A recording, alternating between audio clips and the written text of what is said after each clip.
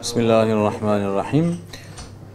Günümüzün anne babaları çocuklarıyla ilgilenmede geçmişe göre daha fazla yükümlüler, daha fazla sorumluluk sahip olmaları gerekiyor. Çünkü günümüzde hem büyüklere hem gençlere yönelik her türlü manevi saldırı daha fazla, daha şiddetli. Peki aileler özellikle ergenlik dönemine yeni giren, yeni başlayan çocukları için neler yapabilirler? Tabii ki evvela kendileri ibadetlerinde, namazlarında düzenli, titiz olurlarsa bu çocuklarına olumlu yansıyacaktır. Bu birincisi. İkincisi o çocuklarını beraber vakit geçirerek ona uygun arkadaş ortamı sağlayarak yine ona uygun diyelim ki bir çevre oluşturarak bir davranış geliştirerek takip etmeleri, düzenli bir şekilde ilgilenmeleri çok çok önemli. Peki anne babanın bütün bunlara gücünün yettiğini söyleyebilir miyiz? Maalesef anne babalar her zaman bu konuda yeterli olmayabiliyor. O yüzden destek almaları da gerekebiliyor çoğu zaman. Anne babaların çocuklarıyla ilgili rastgele işte geçmişten görme, sağdan soldan duyma değil de bilgilerini sürekli yenilemeleri gerekiyor ki yani çocuğuma nasıl davranayım, işte o şöyle yaparsa ben ne yapayım gibi. Bu konuda anlık belki de bilgilerini güncellemeleri gerekiyor. Yani sürekli yenilemeleri gerekiyor. Bu işin bir tarafı. Yine öte yandan günümüzün gençliği en çok sosyal medyadan etkileniyor, olumsuz etkileniyor. Onları evet maalesef sürekli takip etme, sürekli yanları başında olma, bu öyle mümkün değil. Fakat en azından vakitlerini bir disipline oturtma, yani yer yer kısıtlama, işte belli vakitlerde telefondan onları uzaklaştırma ve bunu onlara bir şekilde ikna ederek yapma, bu çok önemli. Küçük yaşlar, yani küçük yaşlar dediğimiz belki 7 yaş, 8 yaş, yani o yaşlardan itibaren artık çocuk yavaş yavaş maalesef o telefon dünyasının, o oyun dünyasının, hatta işte Instagram gibi o büyülü, renkli, ışıltılı dünyanın içine çok hızlı bir şekilde giriyorlar. O yüzden özellikle akşam saatleri, yani çocuğun diyelim ki 11'den sonrası ona bırakılmaması gerekiyor. Yani çocuğun saat 11'den sonra artık işte uyuyacağı vakitler, elinden mutlaka o telefonu bırakması gereken vakitler. Yine gün içerisinde de işte çocuğun telefonla geçirdiği vakit aralıklara bölünmesi lazım. Yani işte diyelim ki 30 dakika telefonla, 30 dakika telefonu bırakarak, yani bu şekilde bir ayarlama yapılabilir. Çünkü günümüzde en çok kaybedilen yer o çocukların maalesef telefon başında geçirdikleri zamanlar. Yani takip edilmesi zor olan zamanlar. Bu konuda ailelerin biraz daha hassas davranması gerekiyor. Yine sosyal aktiviteler, yani mutlaka işte bir şekilde beraber vakit geçirdikleri, yani dış mekanlar olabilir, uzak mekanlar olabilir, ziyaretler, bunlar çok önemli. Ve manevi olarak yani mutlaka evde birilerinin, yani bu anne olur, baba olur, işte başkası olur, evde birilerinin sürekli Kur'an okuyup Kur'an'a çağırması, Kur'an'la bir şekilde meşgul olması, çocukları da buna teşvik etmesi çok çok önemli. Herhalde çocuğun işte arkadaş çevresini kontrol etme, bununla ilgili hassas olma, bunu en başta da söyledik ama sürekli bunu söylememiz lazım. Özellikle ergenlik döneminde artık arkadaşını daha fazla önemseyen, daha fazla dikkat eden, yani ona kulak veren bir genç profili çıkıyor karşımıza.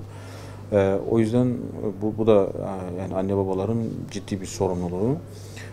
Ve yine özellikle gençlerdeki o heyecanın bitirilmeden, zayıflatılmadan, öldürülmeden doğru yere kanalize edilmesi çok önemli. Yani o isyankar ruhun, o işte aykırı ruhun, bir şekilde kırıcı, dağıtıcı ruhun haksızlığa karşı, zulme karşı, yanlışa karşı diri tutulması önemli. Yani yönünü değiştirmek gerekiyor. Artı işte özellikle o yaşlarda çocukların hobi dediğimiz veya işte ister müzik diyelim, ister resim diyelim, ister spor diyelim. Bu tür onu açan, kendini gerçekleştirmesini sağlayan ve yeteneğine de doğuştan getirdiği yeteneğine de yatkın olduğu bir alana yönlendirmek. Bu da önemli. Özellikle spor yani illa profesyonel spor olması gerekmiyor. Herhangi bir spor dalında çocuğun bir şekilde yani hangi seviyede olursa olsun aktif olması önemli. Yine kız çocukları ile erkek çocukları belki biraz bu noktada farklılık gösterebiliyor. Kız çocuklarının biraz daha işte resim tarzı veya süsleme tarzı şeylere yönlendirilmesi. Erkek çocukların ise biraz daha spor ağırlıklı şeylere yönlendirilmesi, yani aktivitelere yönlendirilmesi önemli. Bu onların içindeki enerjiyi bir şekilde boşaltmalarını da sağlıyor. Tabii dışarıda geçirilen vakit dedik ya, hani bu madde bağımlılığına veya işte maalesef dışarıda böyle tehlikeye açık ortamlar olduğu için gençleri daha fazla yani hele de günümüzde, hele de bazı yerlerde daha fazla düşünmek, daha fazla peşlerinde olmak, daha fazla takip etmek. Bu da bir görev. Bunun için de annenin veya babanın o gençlerle biraz daha yakın bir muhabbet, yani sürekli işte soru cevap şeklinde ne yaptın, nasıl gidiyor falan. Bir de ona değerli olduğunu hissettirerek, değerli olduğunu hissettirmek, yani olumlu davranışlarını pekiştirmekle mümkün. Yani överek, sen bunu iyi yapıyorsun maşallah, şunu da yapabilirsin gibi bunları fark etmek ve yaptığı hatalarda da yani o hataların evvela küçük yaşlarda hani biz bunun ayıp olduğunu söylüyoruz, işte bunun yanlış olduğunu söylüyoruz. Yaş ilerledikçe de bu hataların kendisini üzdüğünü, işte zarar verdiğini, yani bir şekilde ona bu hatayı hissettirmekte fayda var. Ama dediğimiz gibi gençleri yanlış kişilerden, yanlış çevrelerden korumanın yolu evvela onlara iyi bir arkadaş çevresi bulmaya çalışmak, iyi bir sosyal ortam bulmaya çalışmak. İkincisi de onlarla arkadaş olmaya çalışmak, onların dünyasına girmek, soru cevap şeklinde sürekli hani yaptıklarını anlatacağı işte bir konuşma ile, bir muhabbetle, yani neredeydin, işte nereye gittin, günün nasıl geçti, arkadaşlarınla ne yaptın filan, bunu sürekli, ama küçük yaşlardan itibaren bunu sürekli sormak, bu çok gerekli. Çocuk başarılı olduğu zaman ona işte hediye almak da çok önemli. Yani günümüzde yani çocukların da az çok böyle beklentileri olacaktır illaki. O hediyeler de çocukla ebeveyn arasında bir bağı güçlendiriyor. Ve dediğimiz gibi yani bilgilerimizi anne baba olarak bilgilerimizi tazelersek o çocuğa karşı daha tutarlı, daha doğru muameleler, davranışlar geliştirebiliriz. Bu anne baba için ciddi bir sorumluluk. Kur'an'dan uzak bir ailede her türlü risk vardır. Namazdan uzak bir ailede her türlü risk vardır. O yüzden bunu böyle bu tür ibadetleri yani hafife alıp da yani erteleyenler için ya maalesef yani birçok söz, birçok şey havada kalıyor. Biz bir Batı toplumu gibi değiliz. Yani bizim çaremiz, tedavimiz bellidir.